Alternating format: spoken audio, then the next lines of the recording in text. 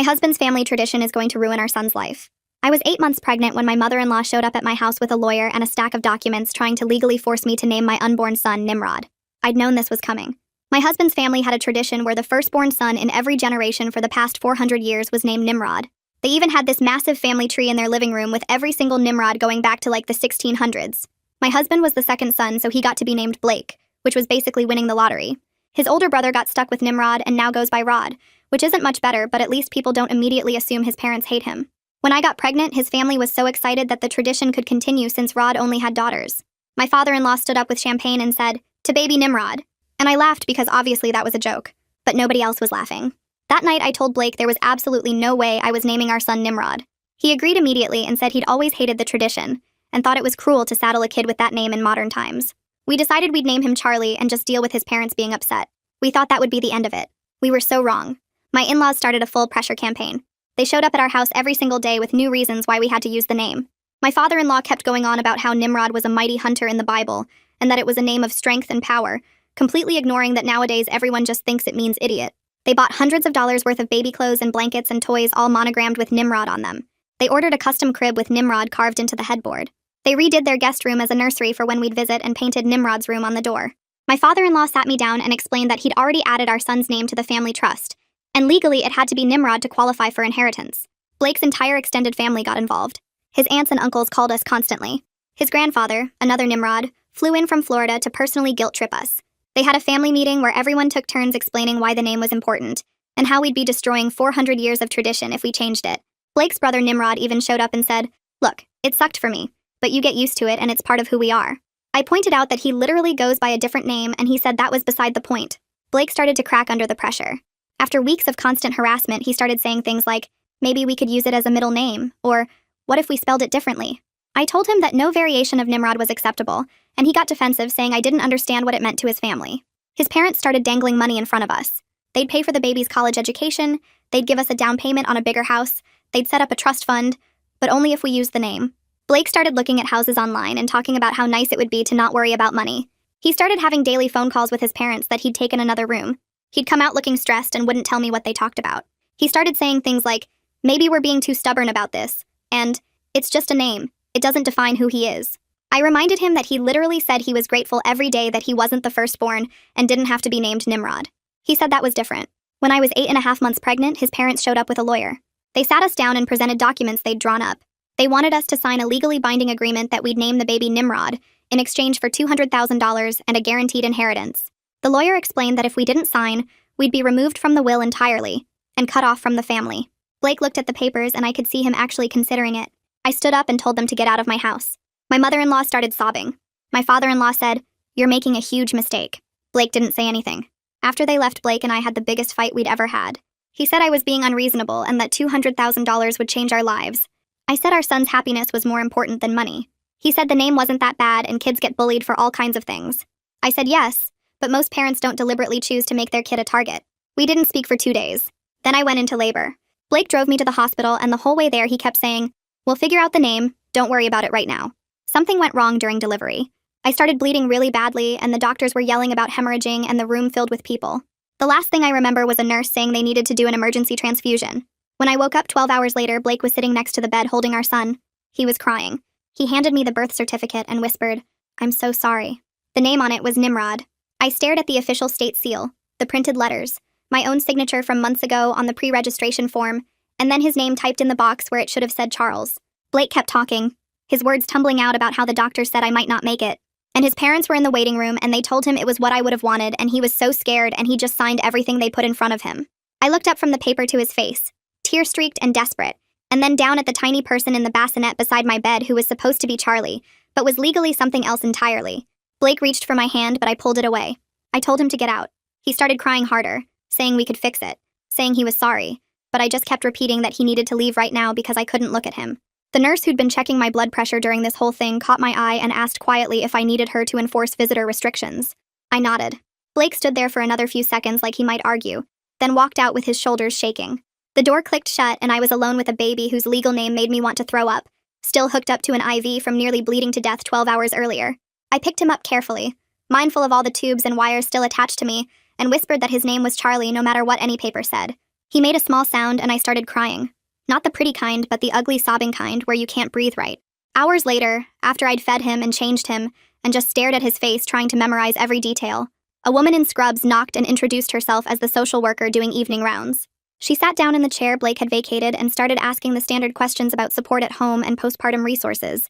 But then she paused and looked at the chart. She asked why I kept calling the baby Charlie when all the paperwork said Nimrod. I explained the whole thing. The 400-year tradition, the pressure campaign, Blake signing while I was unconscious, and she listened without interrupting. When I finished, she said birth certificate amendments were possible but required legal process, and she could connect me with a patient advocate who specialized in these situations. She wrote down a name and extension number on a post-it note and stuck it to my bedside table, then squeezed my hand and said she'd check on me tomorrow. I was still holding that post-it note when Blake's parents showed up around 7 that evening. I heard his mother's voice in the hallway first, loud and excited, talking about a photographer and newborn pictures. The nurse from earlier, the one who'd asked about visitor restrictions, intercepted them at the door. I couldn't hear everything, but I caught phrases like approved visitors only and mother's wishes. Blake's mother started crying. That same theatrical sobbing she'd done in my living room, saying she was denied her grandson. Blake's father's voice got louder, demanding to know who gave the hospital the right to keep grandparents away. The nurse stayed calm and firm, and eventually their voices faded down the hallway. I texted Blake that his parents needed to leave the hospital entirely, or I'd call security myself. He didn't respond. Around 11 that night, Blake came back, moving quietly like he thought I might be asleep. I wasn't. I'd been lying there in the dark feeding Charlie and listening to the sounds of the hospital and trying to figure out what came next. Blake pulled the chair close to my bed and started whispering about how sorry he was, how he panicked, how the doctors were saying things like hemorrhage and transfusion, and his parents kept telling him I would have wanted the tradition honored. I whispered back that his parents clearly had paperwork ready, which meant they'd planned this and he'd chosen their pressure over everything we'd agreed on. He said he thought I was dying. I said that didn't change the fact that he'd signed away our son's identity without me. We went in circles like that for almost an hour, keeping our voices low because of the baby sleeping between us, until finally Blake left again without either of us reaching any kind of resolution. I barely slept that night. Every time I started to drift off, a nurse would come in to check vitals or bring medication, and they'd look at the chart and say something about baby Nimrod. Each time I heard it, this wave of anger and helplessness washed over me, made worse by all the postpartum hormones flooding my system. I held Charlie and called him by the name we'd chosen and tried to figure out how to fix this. The next morning, a man in a hospital polo knocked and introduced himself as Franklin McCoy, the patient advocate. He'd gotten my information from the social worker and wanted to explain the birth certificate amendment process in detail. He sat down with a folder full of forms and walked me through each step. I'd need to file a petition with family court, show cause for the change, and prove the name wasn't my choice, which meant documenting all the pressure and the circumstances of Blake signing. He said cases involving medical emergencies and unilateral decisions sometimes qualified for expedited review, though he couldn't promise anything. Franklin pulled out a business card and said he'd worked before with a family law attorney named Margie McCoy, no relation despite the same last name, and I should call her as soon as I got discharged. He also offered to write an affidavit about the circumstances if it would help the case. I took the card and thanked him, feeling like maybe this wasn't completely hopeless. 2 days later, the hospital discharged me with a packet of postpartum care instructions and a follow-up appointment card that listed my son as Nimrod.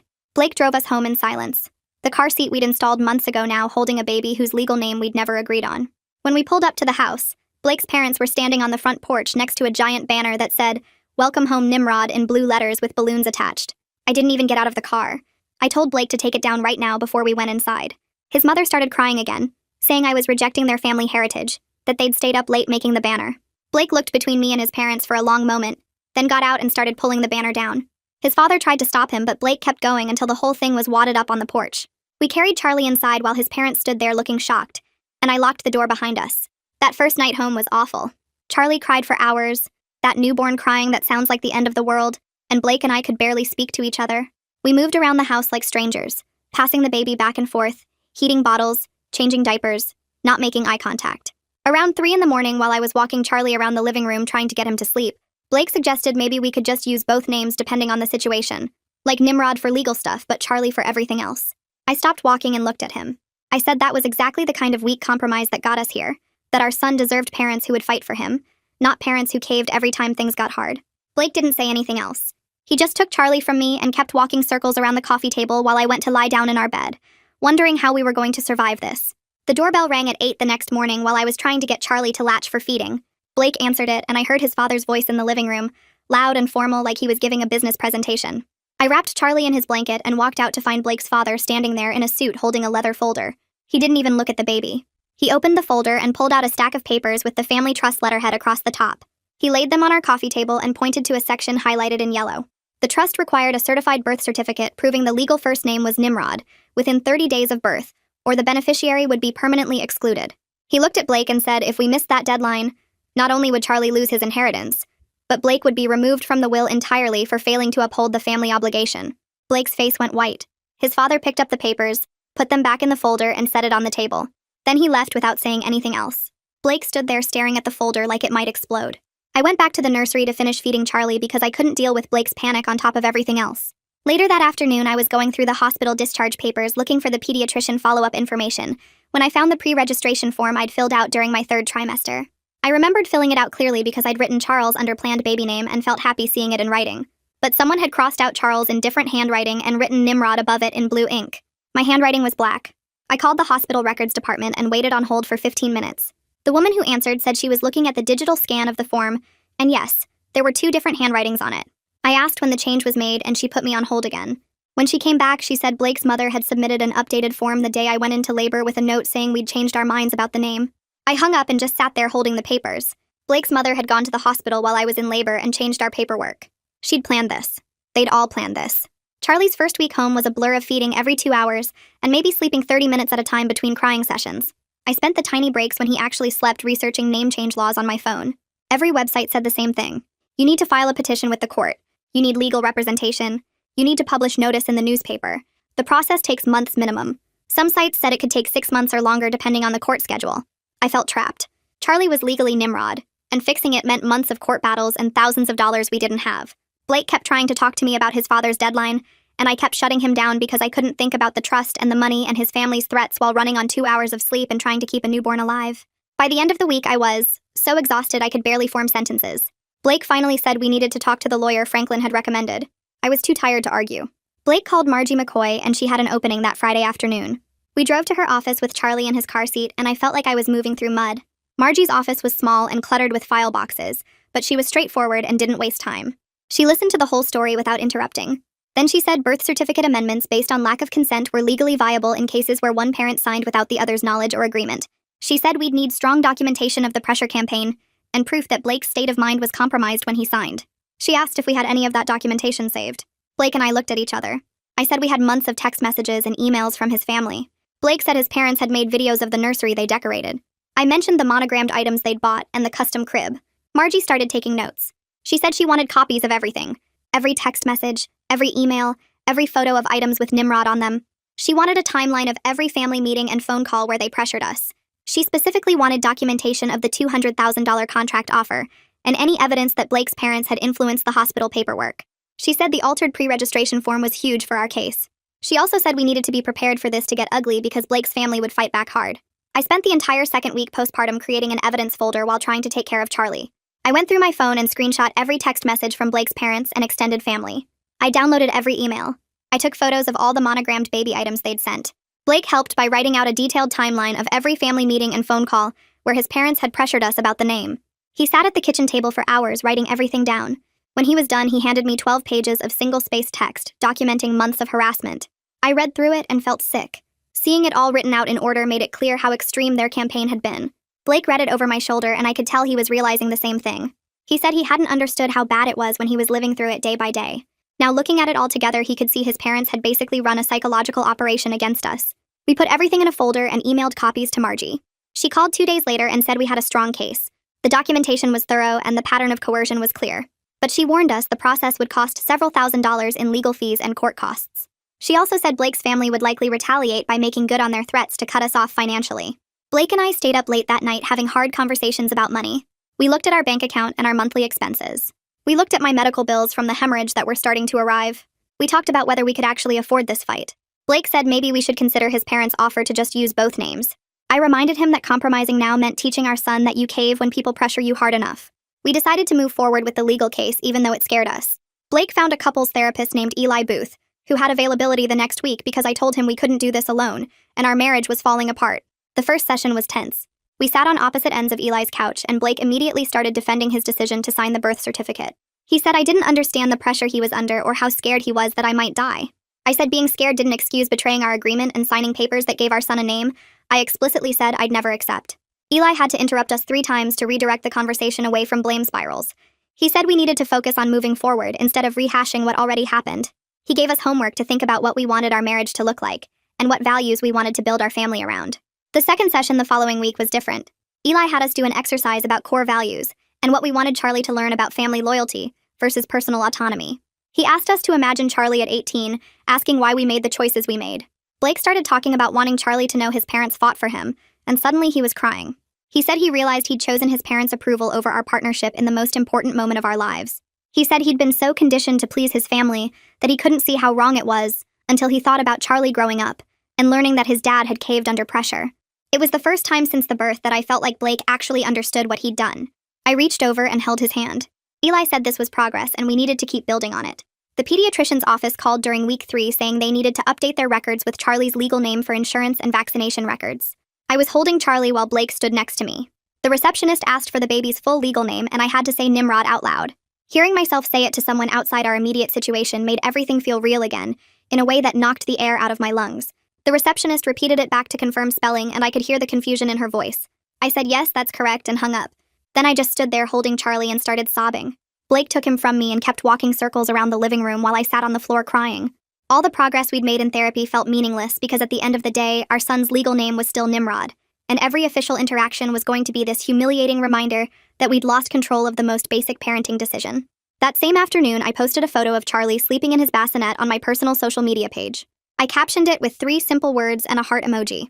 Blake's Aunt Jennifer saw it within minutes and screenshot it to send to the family group chat. My phone started buzzing nonstop around dinner time.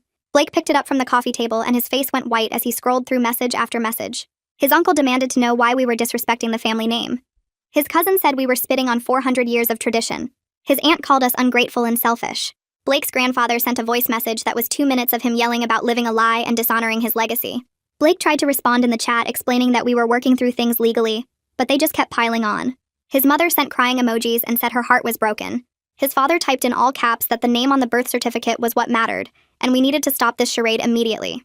I grabbed the phone from Blake and turned it off completely. We couldn't deal with this on top of everything else. 3 days later, Blake's parents showed up without warning. I was nursing Charlie in the living room when I heard a truck backing into our driveway.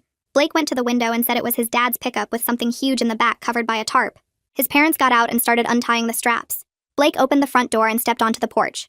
His father pulled back the tarp to reveal the custom crib with Nimrod carved into the headboard in giant letters. Blake told them they couldn't bring it inside. His mother started crying and saying they'd spent $3,000 on it and we were throwing their gift back in their faces. Blake's father said we were being spiteful and childish, wasting good furniture because we wanted to make a point. Blake stood in the doorway with his arms crossed and said we already had a crib and didn't need another one. His father said this was a family heirloom that should be passed down through generations. Blake said it had our son's wrong name on it, so it wasn't going in our house. They argued on the porch for 20 minutes while I sat inside listening to every word.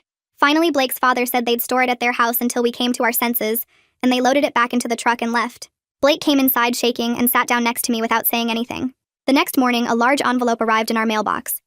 Inside was a check for $200,000 made out to both of us.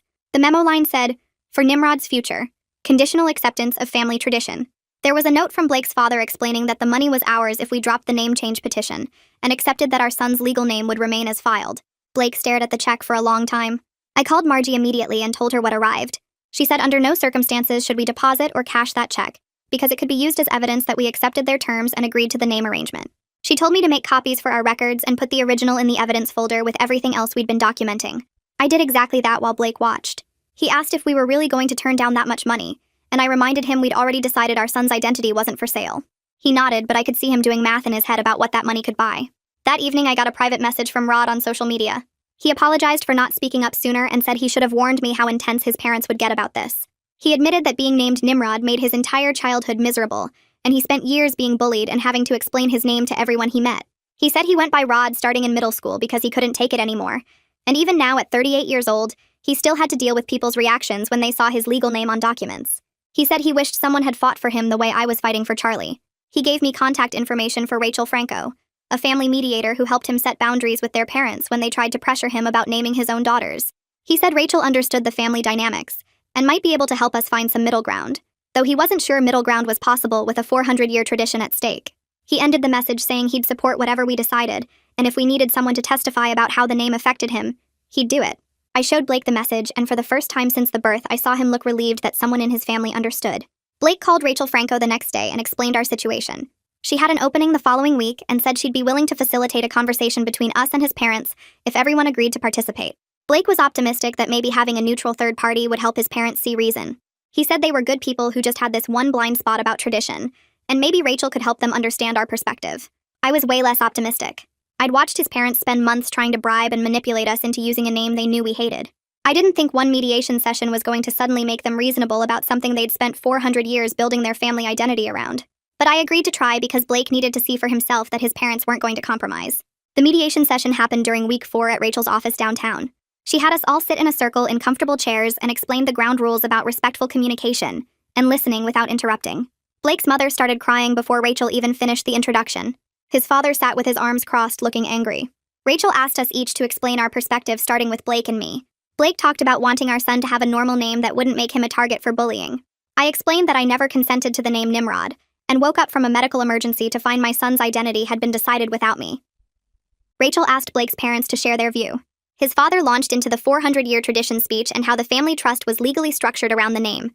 His mother sobbed about being the generation that broke the chain and how devastated the extended family was. Rachel tried to guide the conversation toward possible compromises. She suggested using Nimrod as a middle name, or finding a similar name that honored the tradition without the modern negative associations. Blake's parents shut down every suggestion immediately. His father said the trust documents specifically required the first name to be Nimrod, with that exact spelling. His mother said any variation would be the same as breaking the tradition entirely. Rachel asked if they understood how their pressure campaign had affected us, and if they could acknowledge that showing up with lawyers and money was inappropriate. They refused to admit they'd done anything wrong. His father said they were trying to preserve something important, and we were being stubborn for no good reason.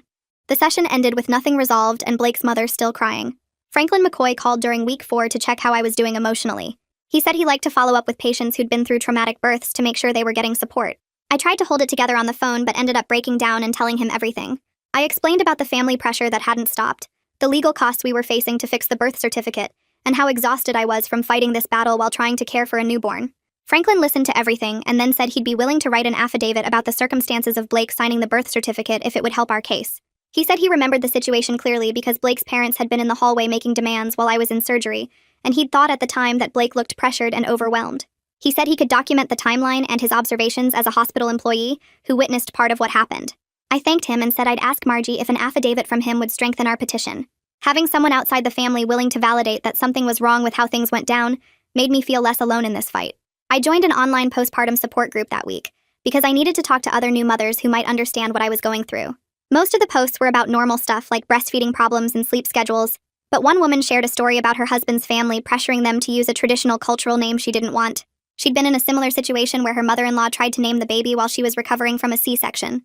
The woman explained how she and her husband had gone through the legal process to change their daughter's name when she was 2 months old, and it had been worth every penny and every hour of stress. She said her daughter was 3 now and thriving with the name her parents chose together, and the extended family had eventually accepted it, once they realized the decision was final. Reading her story gave me hope that we could actually win this, and that Charlie wouldn't be stuck with Nimrod forever. I messaged her privately to ask about her lawyer and the court process, and she responded with detailed advice and encouragement. Knowing someone else had navigated this exact situation and come out okay made the path forward feel more possible. Blake's father called during week 5 with a new offer. He said he'd pay all my medical bills from the hemorrhage and emergency care if we'd just keep the name and stop making trouble. Blake took the call on speaker, and I listened to his father explain that the hospital bills were probably going to be tens of thousands of dollars, and we shouldn't have to carry that burden when the family could easily cover it. Blake looked at me with this desperate expression because he knew exactly how much we owed. The bills had been arriving all week, and we were looking at close to $40,000 in charges that our insurance only partially covered. Blake asked his father if this was another conditional payment, and his father said of course it was conditional on us dropping the name change petition. Blake started to say maybe we should consider it, but I cut him off. I reminded him we'd agreed before the mediation that our son's identity wasn't for sale at any price. I said it didn't matter if it was $40,000 or $400,000. We weren't going to let his parents buy the right to name our child. Blake told his father we couldn't accept the offer, and his father said we were being foolish and prideful. He hung up without saying goodbye. That night, Blake and I sat down together at the kitchen table with my laptop. I opened a blank email addressed to both his parents. I wrote out formal boundaries stating they could not visit or have any contact with Charlie until they agreed to respect and use the name we chose for him. I explained that we needed space from the pressure and manipulation, and until they could treat us as Charlie's parents with the right to make our own decisions, they wouldn't be part of his life. Blake read over what I'd written and added a paragraph about how much it hurt him to set these boundaries, but how necessary it was for our family's well-being. He said he loved his parents, but he loved his son more, and he needed them to understand that their behavior had damaged their relationship with us. We both signed our names at the bottom, and Blake hit send before either of us could second-guess it. Sitting there watching that email go out felt like the first time we'd actually been united, and on the same team since Charlie was born. Blake reached across the table and held my hand, and we just sat there together in the quiet kitchen, knowing we'd just declared war on his entire family, but feeling like we'd finally chosen the right side. Blake's father called the next morning before I'd even finished my first cup of coffee. Blake put him on speaker, and I listened to this cold, controlled voice lay out exactly what we were losing. He went through a list like he was reading off a legal document. The college fund they'd set up would be dissolved and the money returned to their estate. The down payment assistance they'd promised for a bigger house was gone. The emergency fund they'd established in case Blake lost his job would be closed.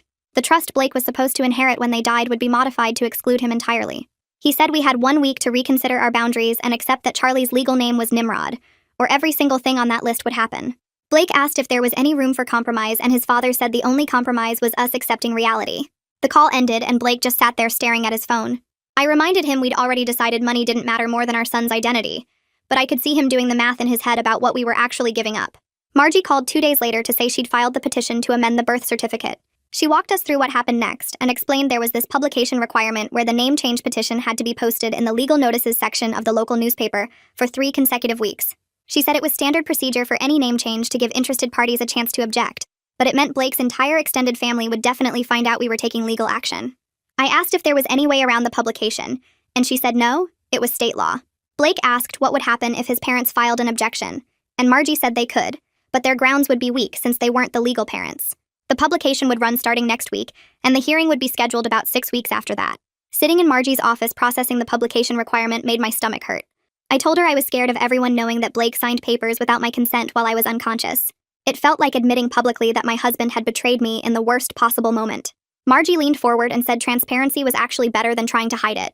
She explained that Blake's family would spin their own narrative if we stayed quiet, but if we controlled the story through the legal petition, we could present the facts on our terms.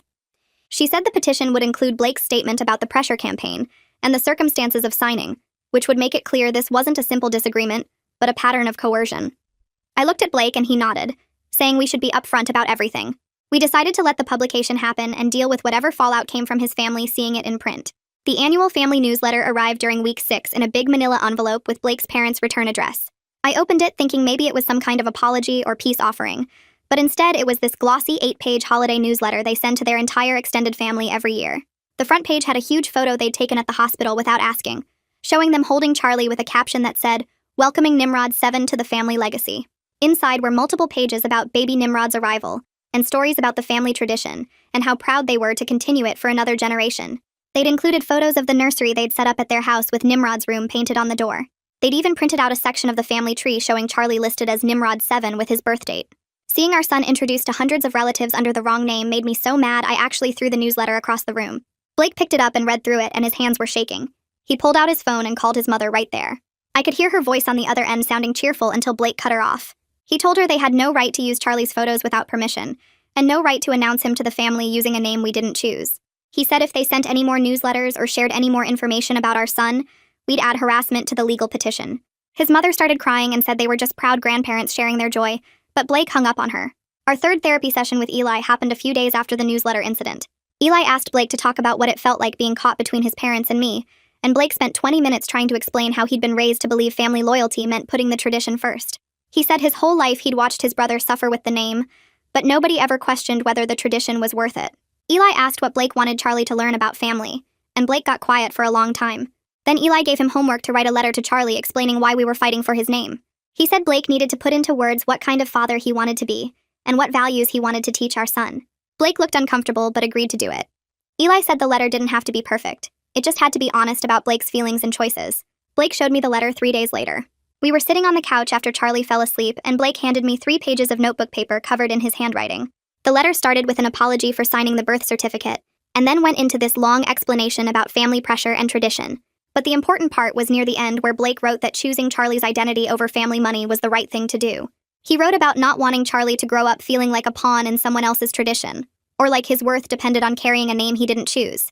He wrote about wanting to be the kind of father who protected his son, instead of sacrificing him to keep peace with grandparents.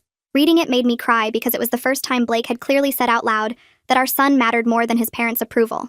I told him the letter was exactly what Charlie needed to hear someday, and Blake said writing it had helped him see that we were doing the right thing, even when it was hard. The hospital billing department called during week 7 while I was feeding Charlie. The woman on the phone said she was calling to verify that I'd authorized Blake's parents to pay my medical bills from the emergency. I said I absolutely had not authorized that, and asked how they even had access to my account. She explained that they'd called with my insurance information and offered to pay the full balance, which was around $38,000 after insurance. She said they couldn't process the payment without my verbal consent, but wanted to confirm before declining it. I told her to decline it immediately, and to note in my file that I did not authorize any payments from anyone except me or Blake. She said she'd make the note and asked if I was sure because it was a substantial amount. I said I was completely sure and that the payment offer was part of a coercion campaign. After I hung up, I called Blake at work and told him what happened. He said his parents were using every possible angle to try to buy their way into controlling our decisions. Blake came home early that day and we sat down together to talk about money. He'd been looking at our budget and realized we needed to cancel our plans to buy a bigger house since we'd been counting on his parents' promised down payment help. He showed me the numbers and explained we could afford our current mortgage and basic expenses, but saving up for a down payment on our own would take years instead of months. I said I was okay staying in our small house if it meant keeping our values, and Blake said he was too. We talked about how every time we chose Charlie over money, the decision felt more solid. Blake said he'd been looking at freelance work he could do on weekends to build up savings faster, and I said I could go back to work part-time once I was cleared medically. We made a new budget based on just our income with no family help, and seeing it written out made the choice feel real and manageable. Margie called during week 7 asking for Blake's formal statement about the pressure campaign. She sent over a template with specific questions about his parents' behavior leading up to the birth, his mental state during my medical emergency, and who was present when he signed the birth certificate. Blake spent 2 nights writing and rewriting his statement, trying to get the wording right. He documented every family meeting where they'd pressured us, every phone call from relatives, every financial offer. He described how his parents had shown up at the hospital during my surgery and told him I might die, and he needed to honor the family tradition while he still could. He wrote about feeling paralyzed and terrified, and how his parents had handed him the paperwork already filled out. Watching him type out his family's manipulation in formal legal language was painful, because it made everything so clear and undeniable. When he finally sent the statement to Margie, he looked exhausted, but also relieved, like he'd finally admitted out loud what had really happened. Franklin McCoy emailed a few days later saying he'd completed his affidavit about the hospital circumstances. He attached a copy for our records and explained he'd documented how the pre-registration form had been altered without my knowledge, how Blake's parents had been present during my medical emergency, and how the birth certificate had been filed under unusual circumstances. He'd also included his professional opinion that the hospital's normal procedures hadn't been followed, and that there were legitimate questions about whether Blake's signature represented both parents' informed consent. Having someone from the hospital officially validate that something was wrong with how the birth certificate got filed made our case feel so much stronger. Margie called after receiving Franklin's affidavit and said it was exactly what she needed to argue that the birth certificate should be amended. She said between Blake's statement, Franklin's affidavit, and all our documentation of the pressure campaign, we had a solid case for the hearing. Blake's parents called during week 8 with what they said was their final offer. Blake answered on speaker, and his father explained they'd been thinking about a compromise where Nimrod stayed as the legal name, but we could use Charlie in daily life, and they'd wire the $200,000 that same day if we agreed. Blake looked at me across the kitchen table while his father kept talking about how this solved everything, and gave us the money without forcing us to use a name we didn't like in practice. I could see Blake was completely worn out from 2 months of fighting, the bags under his eyes darker than I'd ever seen them, and part of me understood the temptation to just take the money and end this. But I shook my head because we both knew what that compromise actually meant. Our son would spend his entire life explaining why his legal documents said one thing while everyone called him something else. Every time he applied for a job or got a passport or filled out official paperwork, he'd have to write Nimrod and then explain that's not actually what he goes by. Blake told his father we'd think about it and call back tomorrow, then hung up and put his head in his hands. We stayed up all night talking it through while Charlie slept in his bassinet next to the couch. Blake kept coming back to how much easier life would be with that money, how we could stop worrying about legal fees and afford a bigger place and actually have savings. I reminded him that Charlie would grow up feeling split between 2 identities, never fully owning either name, always having to justify the disconnect. Around 3 in the morning, Blake finally said he didn't want our son spending his whole life explaining why his legal name didn't match what people called him. He said he'd rather Charlie have one clear identity that both his parents chose together, even if it meant losing the money and the inheritance. We decided together to call Blake's parents the next day and refuse the compromise offer, then told Margie to keep moving forward with the name change petition. Blake called his father that afternoon and said we weren't accepting any version of the name Nimrod, legal or otherwise, and his father hung up without saying another word. The family narrative war got worse during week 9 when Blake's parents started telling relatives we were keeping Charlie away from them and refusing to even discuss reasonable compromises. Blake's phone filled up with text messages from aunts and uncles saying we were being stubborn and destroying the family over just a name. His cousin sent a long message about how traditions matter, and we were disrespecting 400 years of family history because we thought we were better than everyone else. Blake's aunt called crying and said his parents were heartbroken and we were tearing the family apart for no good reason. The messages kept coming all week, sometimes a dozen in a single day, all saying basically the same thing about how we were wrong and selfish and needed to compromise. Blake started leaving his phone in another room because checking it just made him feel worse. But I read through all the messages and saved them in case Margie needed more evidence of the pressure campaign.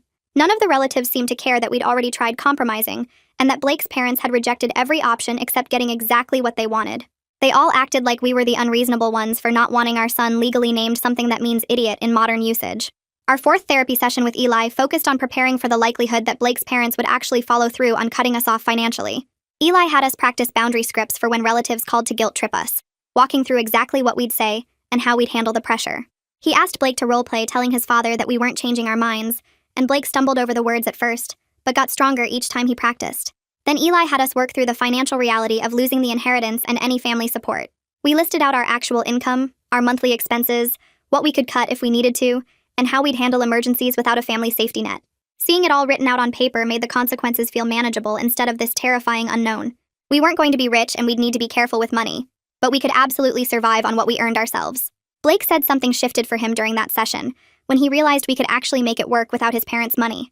The fear of being cut off had been this huge weight on him, but once we planned for it concretely, it stopped feeling like the end of the world. Margie called during week 9 saying the name change hearing was scheduled for week 10. She spent an hour on the phone preparing us for what to expect, explaining that the judge would want to hear directly from both of us about the circumstances around the birth certificate, and would review all the evidence we'd gathered over the past 2 months. She walked through the types of questions we'd likely face, and how to answer them clearly and factually, without getting emotional or defensive. She said she felt confident about our case based on Franklin's affidavit documenting the hospital circumstances and Blake's detailed statement about the pressure campaign. She explained that the judge's main concern would be whether the name change served Charlie's best interests, and our evidence showed a clear pattern of coercion that compromised Blake's ability to make a free choice. She told us to dress professionally, arrive early, and be prepared to spend most of the day at the courthouse because these hearings could run long. The hearing date felt both too soon and not soon enough after 2 months of fighting. Blake's parents hired their own attorney 3 days before the hearing. Their lawyer filed a formal response to our petition claiming we were trying to erase 400 years of family heritage and that Blake had full legal capacity when he signed the birth certificate. The response argued that the name change was frivolous and motivated by spite rather than Charlie's best interests. Their lawyer wrote that many families have traditional naming patterns and that continuing those traditions benefits children by connecting them to their heritage. The document claimed Blake's parents had simply offered financial support like any grandparents would, and that we were characterizing normal family involvement as coercion. It said Blake was a grown adult who made his own decision during a stressful time, and that we were now trying to undo that decision because we regretted it. Margie called after receiving their response and said none of their arguments surprised her. She said the claim about family heritage didn't override the evidence that Blake signed under duress, and their characterization of the pressure campaign as normal family involvement wouldn't hold up against our documentation. The hearing itself was more nerve-wracking than anything I'd ever experienced. We sat at a table in family court with Margie while Blake's parents sat across the aisle with their attorney. The judge was a woman in her 50s who looked tired and like she'd heard every family dispute imaginable. She started by asking me to explain what happened, and I had to testify about the hemorrhage and waking up 12 hours later to find my son named something I'd never agreed to. My voice shook when I described reading the birth certificate and realizing Blake had signed it while I was unconscious and possibly dying. The judge asked specific questions about our pre-birth agreement to name him Charlie, and whether Blake's parents knew about that agreement. I explained the months of pressure and the $200,000 contract offer, and how they'd shown up at the hospital during my medical emergency. Then Blake testified about his parents standing over him while I was in surgery, telling him I might not make it, and he needed to honor the family tradition while he still could. He described feeling paralyzed and terrified, and how his parents had handed him paperwork that was already filled out with Nimrod written in. His voice cracked when he talked about signing it because he thought I was dying, and couldn't think straight about anything except not losing me. Margie presented all our evidence in chronological order, starting with text messages from before the birth showing Blake's parents pressuring us about the name.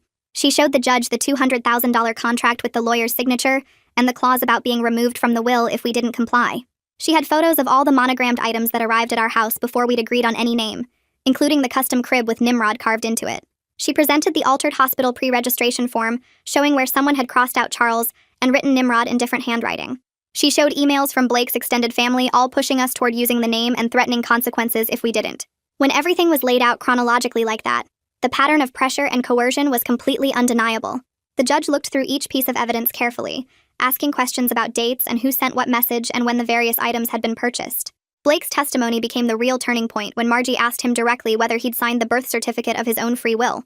He said no, he'd signed it under duress, because his parents exploited his fear about losing me and made him believe he was honoring me by using their family name. He told the judge he wanted to be the kind of father who protects his son's identity, rather than sacrificing it for money and tradition. He said he'd made a terrible mistake in a moment of crisis, and he was asking the court to let him fix it, before Charlie was old enough to be hurt by it. I watched the judge's face while Blake spoke, and saw her expression shift from neutral to something that looked like understanding. She asked him whether his parents had known about our agreement to use the name Charlie, and Blake said yes, they'd known for months, and that's why they'd pressured him so hard when I couldn't stop them. The judge turned to Blake's parents' attorney and asked if there was any dispute about the pressure campaign or the contract offer. Their lawyer had to admit those facts were accurate, but argued they didn't invalidate Blake's signature because he was a competent adult who made his own choice. The judge asked whether Blake's parents acknowledged being present at the hospital during the medical emergency and influencing his decision, and their lawyer said his clients were simply supporting their son during a difficult time. The judge looked skeptical and asked if it was normal for grandparents to arrive at a hospital with pre-filled birth certificate paperwork during their daughter-in-law's emergency surgery. Their lawyer didn't have a good answer for that.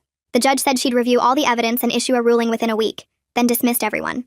We walked out of the courthouse completely drained, and I had no idea which way the decision would go. Blake and I walked out through the courthouse doors into bright afternoon sun that made me squint after the fluorescent lighting inside. His parents were standing by the concrete stairs with their attorney, and Blake's mother took a step toward us with her hand reaching out. Their lawyer grabbed her elbow and pulled her back, saying something I couldn't hear from that distance. Blake's father just stared at us with his arms crossed. We walked past them to our car without saying anything. Blake drove us home, and neither of us spoke the entire 20-minute trip. I kept replaying the judge's face in my mind, trying to figure out what she was thinking when Blake testified. Charlie was with my mom, and when we got home, I just held him and tried to process what would happen next.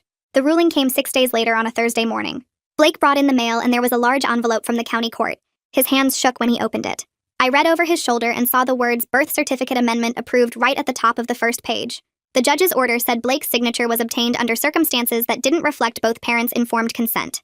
She wrote that the child's best interest is served by having a name both parents chose together. The legal name was officially changed to Charles. I sat down on the kitchen floor and cried while Blake called Margie to tell her we won. Blake's father called 50 minutes after we opened the envelope. Blake put him on speaker, and his dad said they'd already spoken to their estate attorney that morning. We were officially removed from the family will and trust effective immediately. He said we made our choice and now we had to live with the consequences. Blake's voice stayed steady when he said we already made peace with that before we filed the petition. His father hung up without saying anything else. Blake looked at me and said he felt lighter than he had in months. The next few days turned into a blur of phone calls and paperwork. I called the pediatrician's office first and explained we had a court order changing Charlie's legal name. They needed a certified copy of the amended birth certificate, which meant going to the county records office and paying for official copies.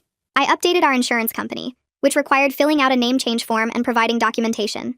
Blake handled getting a new social security card issued, which meant another set of forms and a trip to the federal building downtown. We went through our house and gathered every single item with Nimrod monogrammed on it. The blankets, the clothes, the toys, the custom burp cloths his mother had ordered. We loaded everything into garbage bags and drove to a donation center. Handing over those bags felt like reclaiming something that belonged to us. Each administrative update made Charlie feel more like ours and less like a trophy in someone else's tradition. Blake and I sat down at our kitchen table that weekend with our bank statements and bills spread out in front of us. We created a realistic budget based on what we actually earned without any family money. It meant staying in our current house for at least 5 more years instead of buying something bigger. We'd have to be more careful about spending and skip vacations for a while. Blake said he could pick up extra freelance design work on weekends to build up savings. We wouldn't have the trust fund or college money or down payment help, but the numbers showed it was totally doable. Everything would be earned by us and belong to us. Blake squeezed my hand and said this budget felt more honest than any version that included his parents' money. I opened my laptop that evening and drafted an email to Blake's extended family. I explained that Charlie's legal name was now Charles per court order, and any future relationship with him required respecting the name we chose. We stated clearly that we were open to visitation if they could accept our boundaries, but we wouldn't tolerate continued pressure or disrespect about the naming decision. Blake read it over and added a line about hoping they'd choose relationship over tradition. We sent it to 15 aunts, uncles, and cousins. 3 people responded saying they understood. The rest didn't reply at all. Rod called 2 days later to congratulate us. He said he'd been following the situation and was genuinely happy we won. Then he admitted something I wasn't expecting. He said he wished someone had stopped his parents decades ago before the tradition became this stuck in their identity. He told me he was planning to sit down with his daughters soon and tell them the truth about how the name affected him growing up. He said he was grateful Charlie wouldn't grow up carrying that burden, and that maybe our fight would help his parents realize what they'd done to him. His voice got thick when he said that last part. I thanked him for being the only person in Blake's family who validated what we were going through. Blake and I had our final therapy session with Eli the following week. Eli asked us to reflect on what we'd learned through this whole process. Blake talked about how fighting for Charlie's name taught him that protecting his son matters more than keeping peace with his parents. He said he'd spent his whole life trying to make his parents happy, and it took almost losing me to realize that was the wrong priority. He said he wanted to be the kind of father who puts his kid first, even when it's hard. I told Eli I felt like we'd finally rebuilt the trust that broke in the hospital. Blake reached over and held my hand while I said that. Eli smiled and said we'd done the hard work of becoming a real parenting team. He said most couples don't recover from the kind of betrayal we experienced, but we'd chosen to fight for our relationship along with fighting for Charlie's name. When we got home from therapy, Blake went to the craft store and bought a simple wooden frame. We found a print online that just said Charlie in nice blue letters and printed it at home. Blake hung it in the nursery right where the custom-carved crib was supposed to go. The whole thing cost $15 instead of $3,000. I stood there looking at it and told Blake it represented everything we fought for. Our son's right to an identity we chose together. His right to not be a chess piece in someone else's game. Blake put his arm around me and said this was the only thing that needed to be on that wall. Blake's mother sent an email the next morning. She wrote that she hoped someday we'd understand what we destroyed by breaking the family tradition. She said 400 years of heritage was gone because we were selfish. But then the last line said she'd always love her grandson regardless of his name. It wasn't an apology or acceptance of what we'd done. She didn't say she was wrong or that she understood our side. But it was the closest thing to peace we were likely to get from her. Blake read it and deleted it without responding. He said there was nothing left to say to them. We'd made our choice and they'd made theirs, and now we just had to move forward with the family we were building. We planned the gathering for the following Saturday once all the paperwork was filed and the stress finally lifted. I texted about 10 people who checked in on us during the worst of it, and told them we wanted to celebrate Charlie properly with the people who actually supported us. Blake cleaned the house while I fed Charlie and tried to make myself look less exhausted than I felt. Our friend Jess showed up first with 3 packs of diapers and a casserole that she said we could freeze for the really bad nights. Mike and Sarah brought formula and paper plates and said they remembered those first months being too hard to worry about dishes. Everyone who came through the door had something practical instead of cute, and nobody asked about Blake's family or the inheritance or any of it. They just wanted to meet Charlie and tell us they were proud we stuck to our choice.